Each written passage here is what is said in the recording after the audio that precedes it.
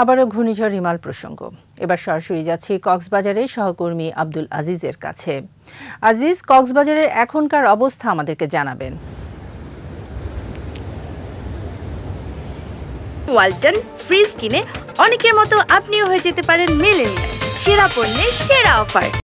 আপনি যেমনটি বলছিলেন, ঘূর্ণিঝড় রেমালের প্রভাব কিন্তু আমাদের কক্সবাজারে এই যে দুপুর থেকে শুরু হয়েছে এবং গুটি গুটি বৃষ্টির পাশাপাশি দমকা হাওয়া বয়ে যাচ্ছে। দুপুরে আমি যেমনটি দেখাইছিলাম, এখানে সাগর খুব উত্তাল ছিল। এখন বাটার মৌসুম, কিন্তু প্রচুর পরিমাণ পর্যটক এবং স্থানীয়রা, উৎসুক জনতা এখানে ঘূর্ণিঝড় দেখার জন্য আসছে। তাদেরকে উঠিয়ে দেওয়ার জন্য প্রশাসনের পক্ষ থেকে বারবার মাইকিং করা হলেও তারা কোনো কর্ণপাত করতেছে না। তবে সর্বশেষ এখানে গোসল না করতে বলা হয়েছে, সাগরে কোনো উত্তাল রয়েছে।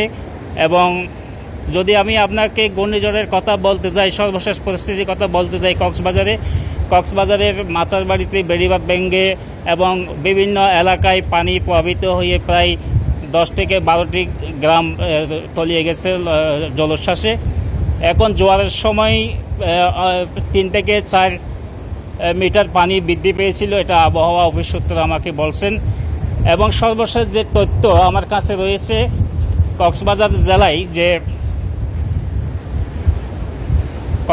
জেলায় 838টি সাইক্লোন সেন্টার রয়েছে। এই সাইক্লোন সেন্টারের প্রায় বিভিন্ন এলাকা থেকে জেলা প্রশাসনের সূত্র মতে 5,800 জন আশ্রয় নিয়েছেন এবং এখানকার মানুষজনকে নিরাপদে সরিয়ে আনার জন্য কাজ করে যাচ্ছেন। জেলা প্রশাসনের পক্ষ থেকে এমনটি জানিয়েছেন।